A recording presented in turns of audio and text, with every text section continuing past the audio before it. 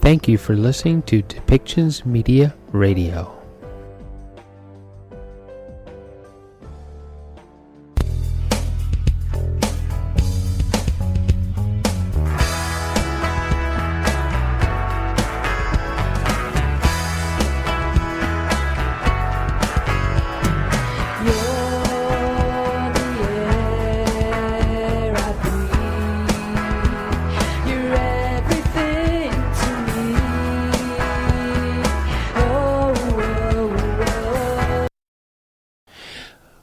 Welcome back, everyone. I'm here today with Robyn McTague, and she does motivational maps for individuals and couples. She is a master holistic healer.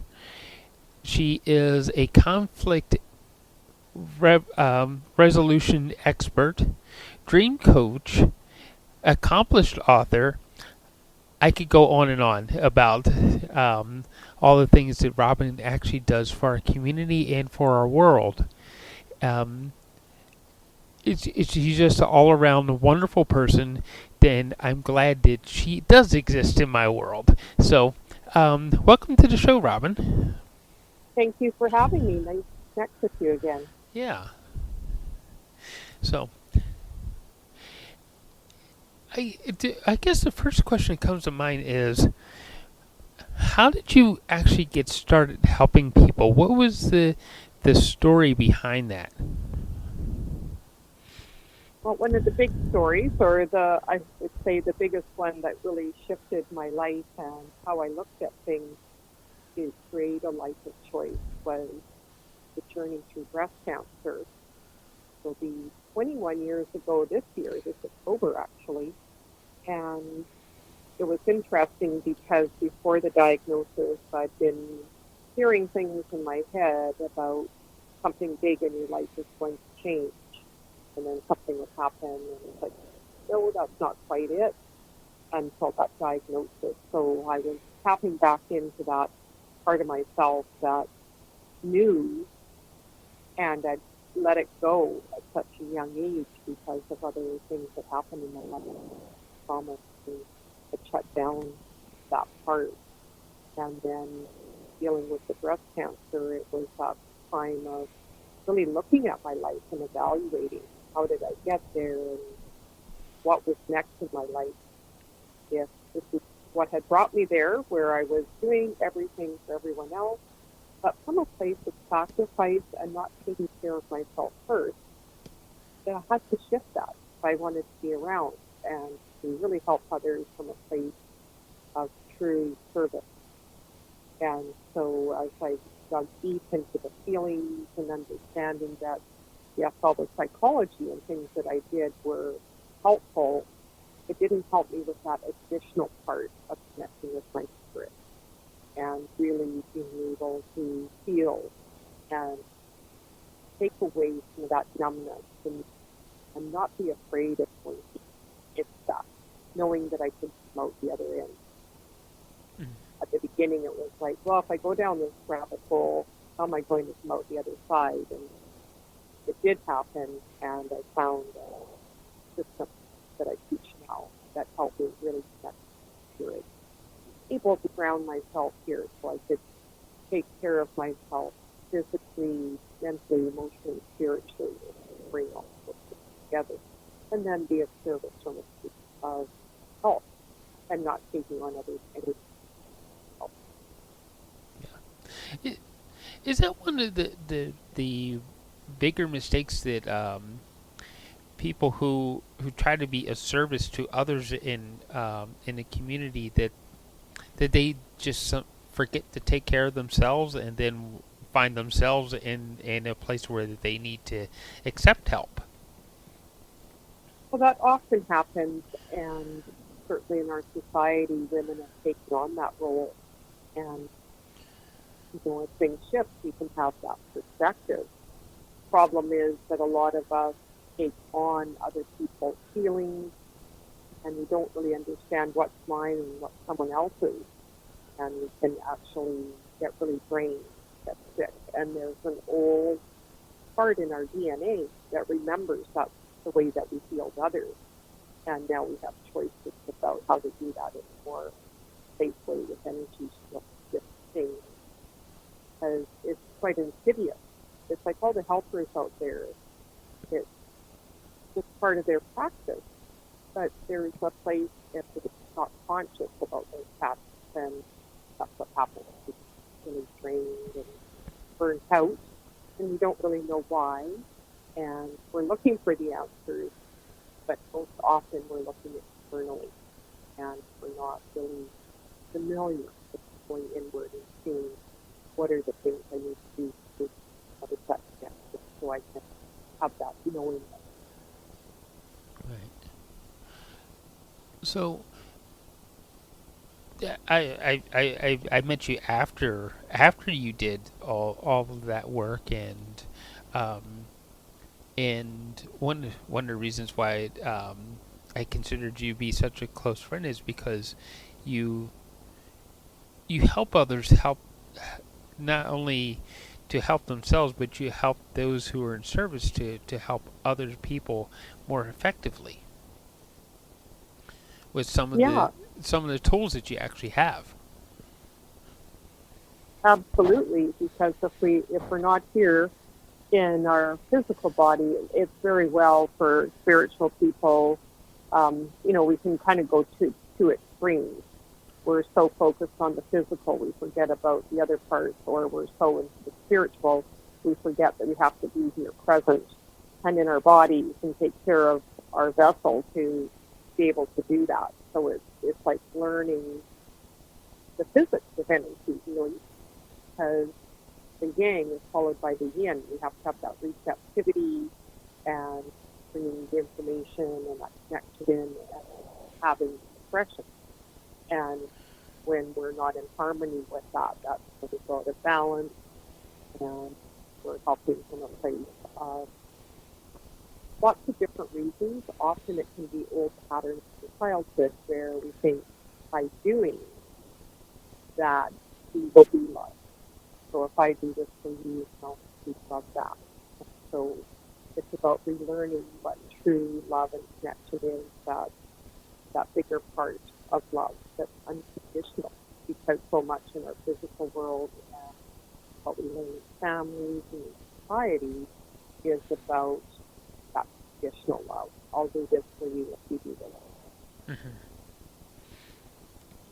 So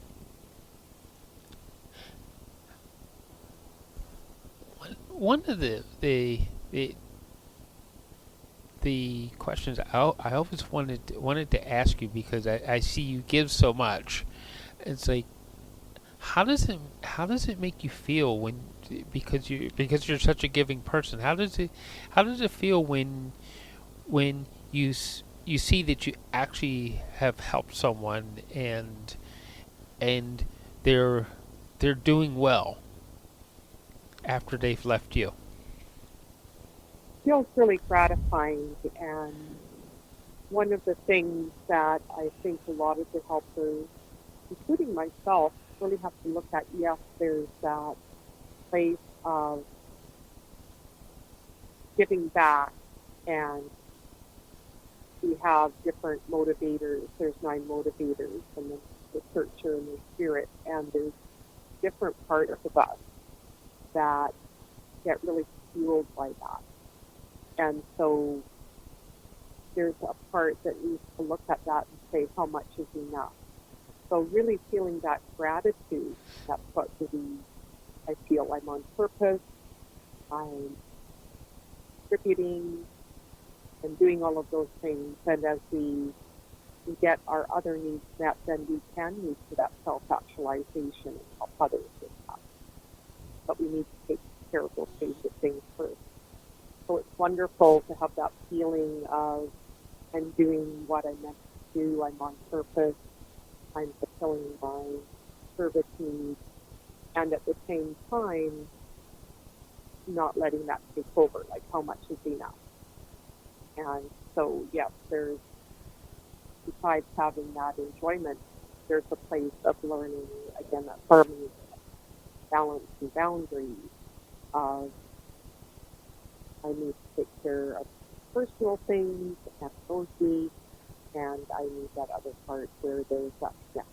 Because we all need connection, Hmm. whether we acknowledge that or not. With COVID, that's been a big part for people is reevaluating what is important and what are those needs and what fuels me and makes me feel Yeah. well. All right. Uh, because I want to dig deep into you and show people your power and really who Robyn is, that person that I love as a friend. So I'm gonna ask some other kind of crazy questions out there, because I've never se- I've never actually seen you, even when you say you might be going through something or another, that you always seem to have some sense of a smile, some sense of happy. Um, and you might state that something's wrong, but you never really complain about something's wrong. Um, what fuels you? What is that fuels that smile that everybody sees on the outside, but what fuels it from the inside? There's a couple things I would say. One is that connection to spirit, where I have learned that I can trust that. I couldn't trust people growing up, and although there was trauma, there was also a place of learning resilience and knowing that I had that capability within. And the more that I would do that in procreation place spirit, a higher self, things would work out. And then at the other times I was prayed for that, and it was like, that didn't work out so well. But at the same time, it's pretty rough because I've always been really optimistic. And I think maybe that part of that is resilience that I've learned through the adversity. This is Mm. moving a lot, the sexual abuse, all these different things that happen, and learning how to rely on myself. So I think that it independent at a very young age. Suicidal, my dad, all that. So I really couldn't stop it. And so there was that place of, okay, we need to do it. But at the same time, it was then learning that I need to do a different place of really loving myself and not the harshness that we often take on from having a family. And so it's a way of kind of opening up and being down with the way and seeing that it's all part of the same process. You know, one of the things I see about relationships is there is a continuum. It's the same with our emotions, and it's learning to have more and more capacity for the highs and lows and everything in between. Like, you know, so often we think, oh, I'm needing this or that, but it's like have a multiple numbering emotions at the same time, and we are complex. Yeah, we're simple at the same time. So just being more present we are with it, like being curious about what's going on with us, then we're never bored. It's Mm-hmm. like, oh, this is what's next, and just enjoying whatever, you know, if it's crying or sadness, just being in the moment with it, knowing that it was true. Like walking again, you think, oh, if I go there, I'm never going to get out. It's not true. The more that we're present with it, it moves through. The more we push it down, don't look at it, the more it comes out with the kind of sideways ways I was talking about it as shadow with the enneagram work. So it becomes shadow, and it's the self-sabotage and these different things that happen and wonder why. Right. So how do you? What are some of the things that you do to to to keep to keep yourself in that state of gratitude? One of the easiest things is just to be looking around you and saying, what am I grateful for? I have a roof over my head. I have these ways of connecting with people. I have different people in my life. I have my community. I have my body. I have the ability to go out for a walk and enjoy nature. Even having pictures of nature, or one of the things I like to do is go for a walk and look at pictures of nature and see the joy that brings. So it's having little bits of gratitude throughout the day and just knowing that I have that choice. That I can see it as something that's being done to me, or that it's all for me, that this is part of the process. So the more that we shift vibrationally, the deeper we can go in to clear some of those things and really see more and more how we can be present in what we want to be in. Mm-hmm. It's a place of manifestation. Yeah. So, uh, I always like listening to you explain manifestation and what it means to you. Um, so why don't you just define how manifestation works in your life to people. It's I always find it really cool how you do this. Yeah, so there's a couple different ways, but one of the main ways I've learned is through the training and power system that I teach. And so it is partially shifting that vibration so we're in alignment with what we want. And then allowing those old patterns that come in and really seeing them for what they are. So the more that we can clear those and see them as something that we learned, something that doesn't fit us anymore, because as we grow and change, what we want and what we need is different. And so often we're thinking old ways, so it's really looking at that way of choice. So, I could sit here and say, yeah, it was a really terrible drive coming back through the smoke. On the other hand, it's like I chose to go on a day before the uh, road was closed. And so that was part of manifestation, Mm-hmm. being in connection, knowing that even though it's like, oh, aren't you going to go Monday? No, I need to go today. And, everything works out. So when I'm connected with Source and feel in alignment, and then I know there's that knowingness within me. And when I follow that action, then things work out. And, people look at these huge manifestations. Well, it's all manifestation. And we choose every minute, every second of how we want to feel, of how we want to think, what we're moving towards.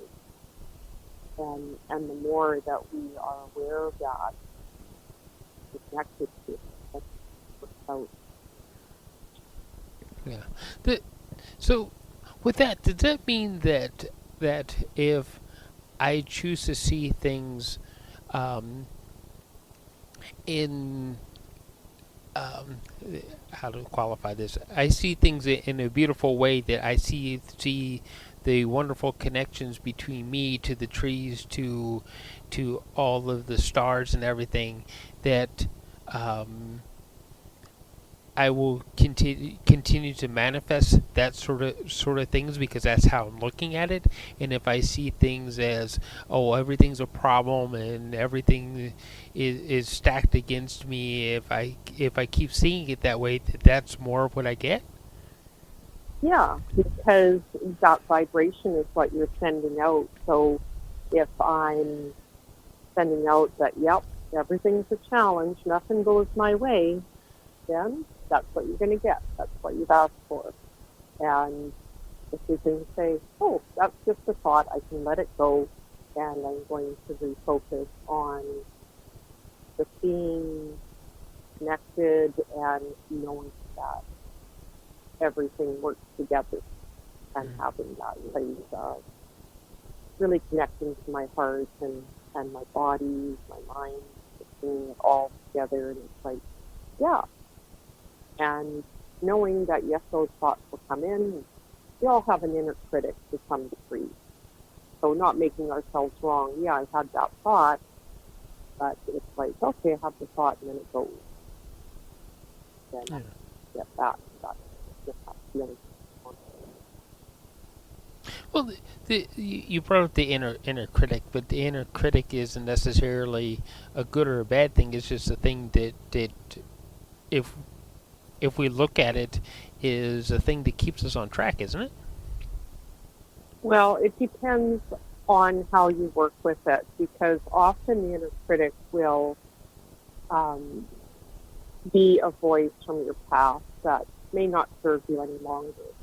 And people do feel that way, right? Oh, I wouldn't get anything done if I didn't have that inner critic. But I would say, is that inner critic really a loving voice? Or is it telling you something that's wrong with you or something that you can't live up to? And so it's like some people actually name it. So it's like, oh, there's Joe again. And the more that we can just see it's just a thought, and let it go, again, that place of, yeah, I do have the access to this. And I can come from a place of the unconditional loving part of myself that it's like, I choose to do this, that Hmm. place of choice, rather than the old harshness again. And so often that's what we think we need, when in fact, the more connected and the more feeling and passion we have towards something, that's what's going to fuel us. When we have that vision, when we have that place of seeing where we're heading, rather than, oh, well, you didn't do this right. It's like, if we don't allow ourselves to make mistakes, often that inner critic will, but you didn't do this right. There's this perfectionism and all these different things that get us off track and out of our power to move forward in what we do want. Because maybe that sideline is going to give us more information, and then we can course adjust rather than keep like So, how much of it? I mean, it just sounds like so much of our life and how is perception, how we see it, and how we view events, and not so much the events itself. Absolutely.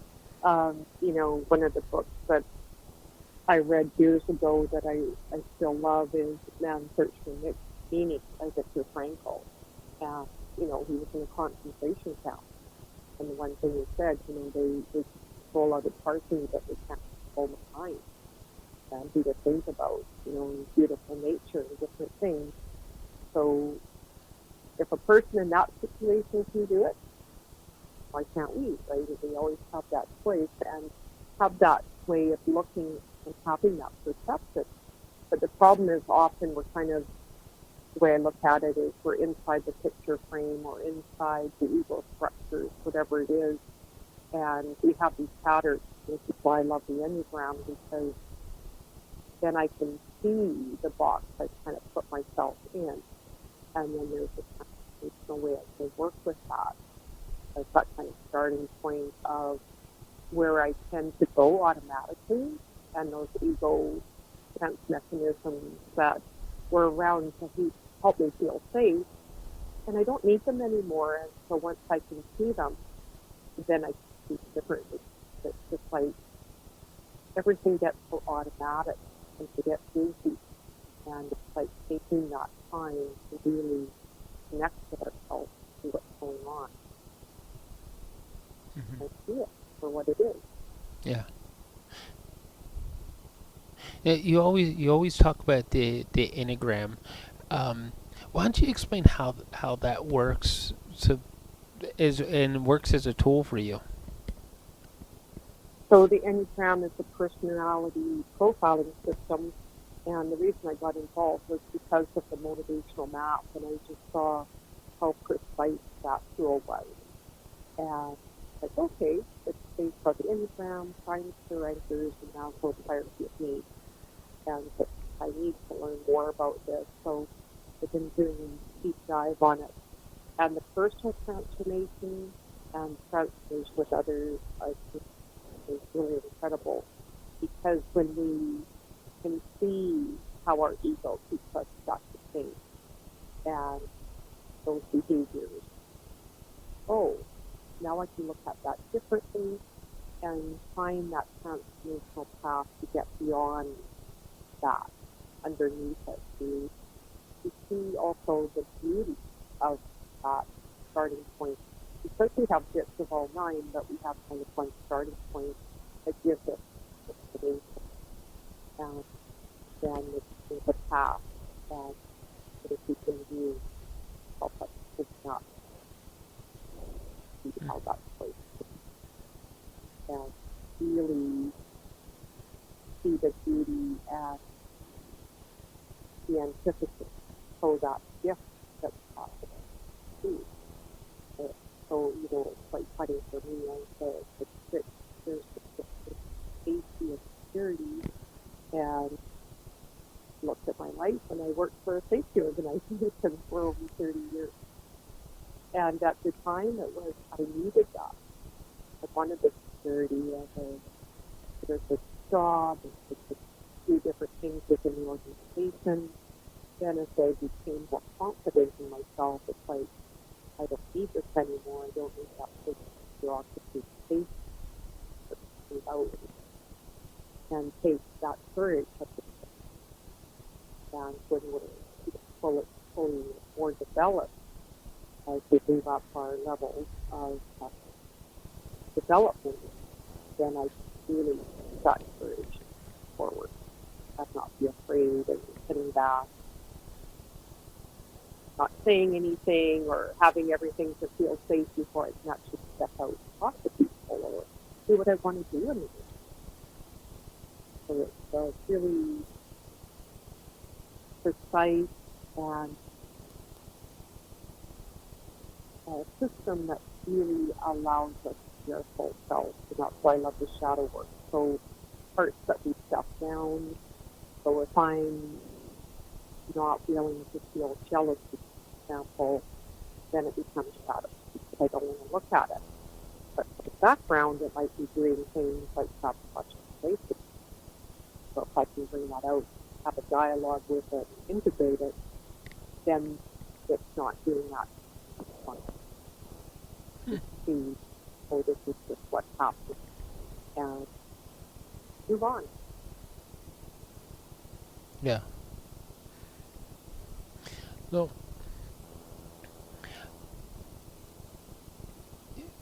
We. It's the, the way things are have been playing out over the last I guess 18 months. Everybody seems to be in this state of crisis, and um, all the tools you have, um, can you help people find, instead of finding crisis, that they find gratitude in what's simply just around them that is positive? Yes, because there's going to be something that we can't get. Now, if we're afraid to feel it, then yeah, we're going to be stay in that crisis. But if we actually look at it and see what is this about, is it fear of my case, fire? Is it fear of not being able to connect with people? Is it feeling abandoned? Is it feeling alone? Is it feeling grief?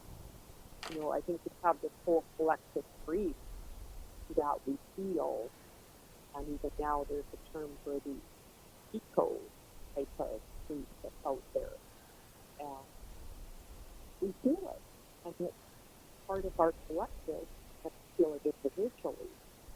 So being aware of that and allowing ourselves those ups and downs, because as we, especially with grief, nothing is linear. Mm. And it's the same with, and so there can be anger there, but there can be sadness. And so often you can get angry at tears, and there's this amusement. So the more that we see, oh, yeah, that's what's going on. And grateful because that connects me to being human, connects me to everyone else. We all have this in us. And there's a natural order. So it's being grateful for the feeling and the information given. So maybe that's the way to say, yeah, I am feeling it. People are connected. Because chances are, if I'm feeling that way, something. So maybe like checking on a neighbor, or like a call to something powerful, or join a group, something to have that instead of ignoring it, and having it make us even more happy, disconnected, have even more of a struggle. That's just that. Yeah. Realizing that maybe my priorities, and I think that's a lot of us. Yeah, other people Oh. looking at it and think, what is the piece of that? You know, I think that we're going to see like 40% of people are job change. Maybe it's not the job itself. Maybe it's still within that profession, but doing something that is more in alignment that motivates you and gives you energy, motivation. So, for example, if you're nursing and you're in ER, one of the more motivators is friendship. People. So really, you know, we adapt to things, but the more we actually sit with it and tap into what is that feeling, what is the thing that is being aligned with. So,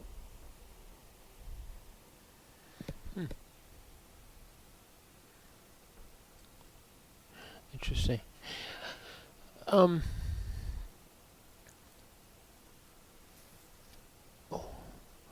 What um.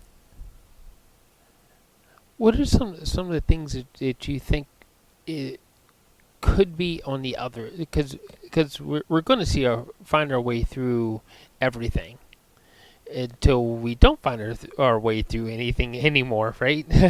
So what do you think is gonna happen to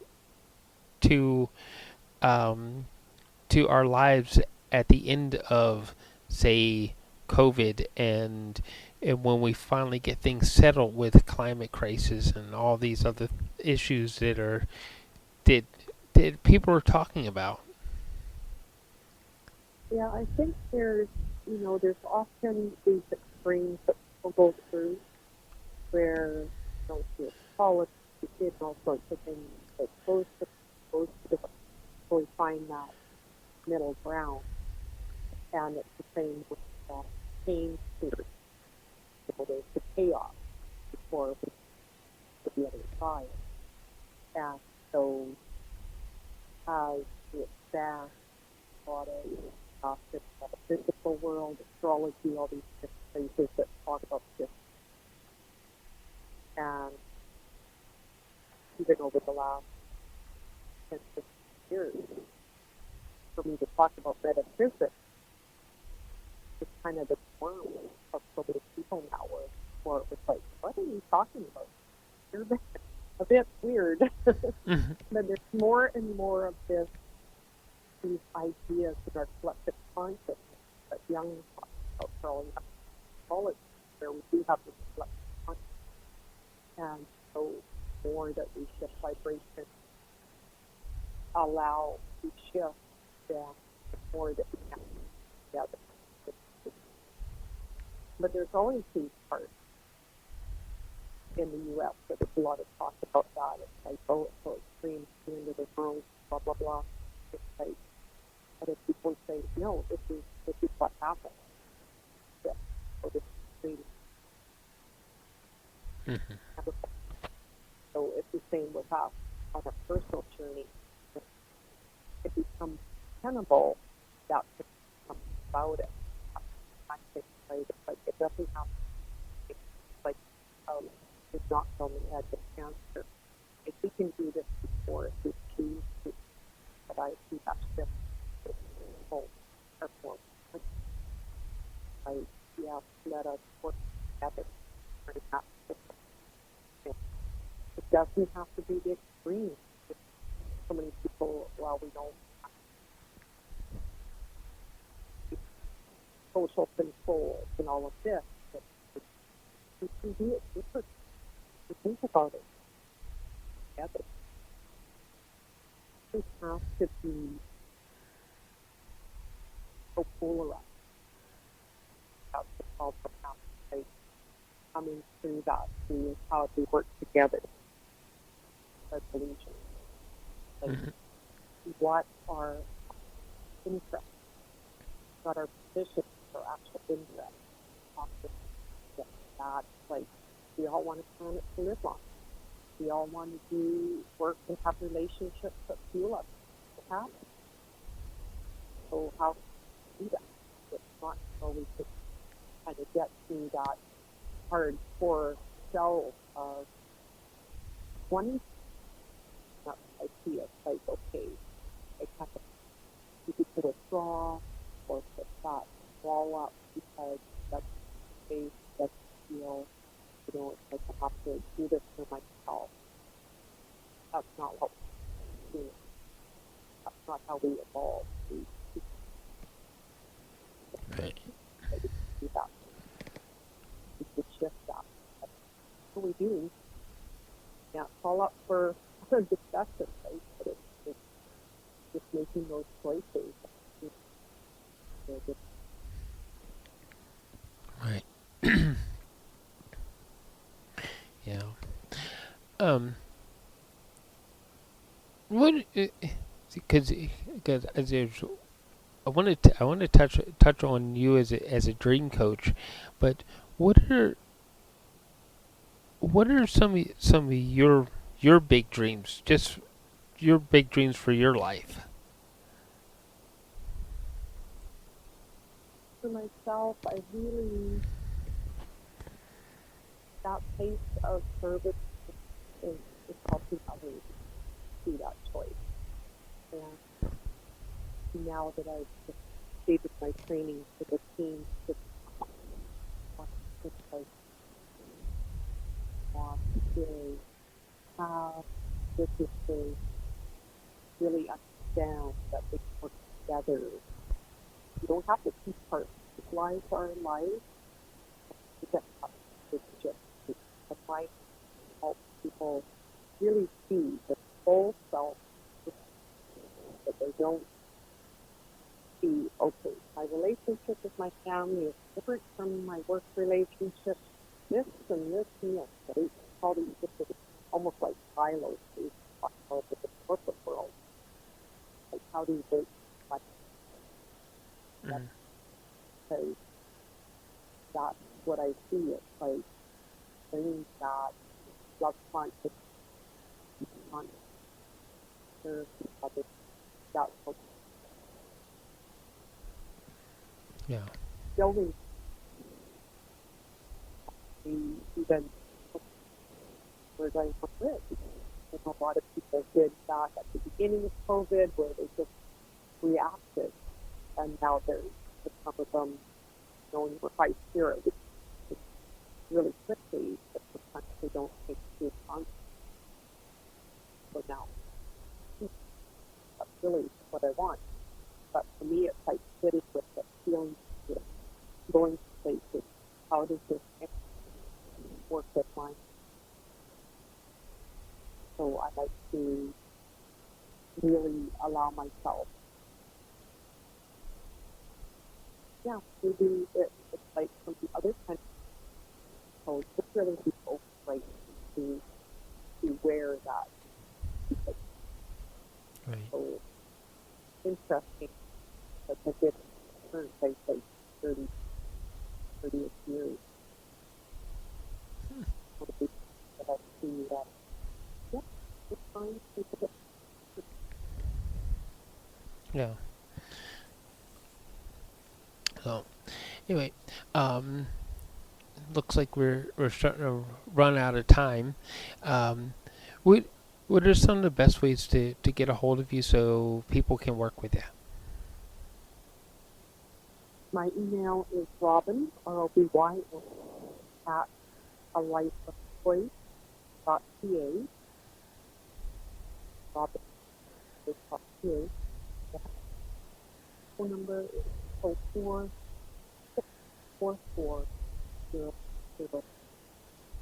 All right. As always, it's always a lot of fun talking to you, and thank you for joining us today. Thank you so much. All right.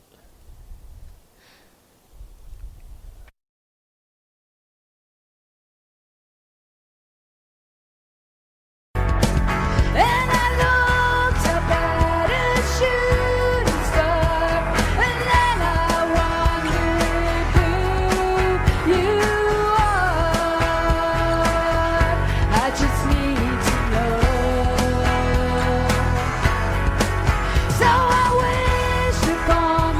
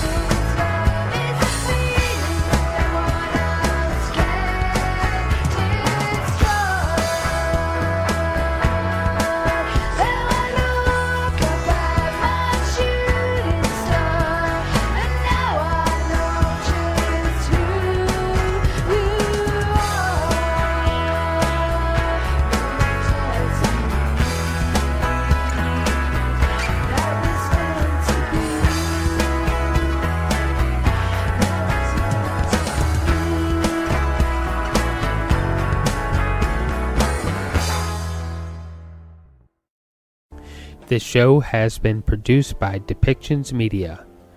Please contact us at depictions.media for more information.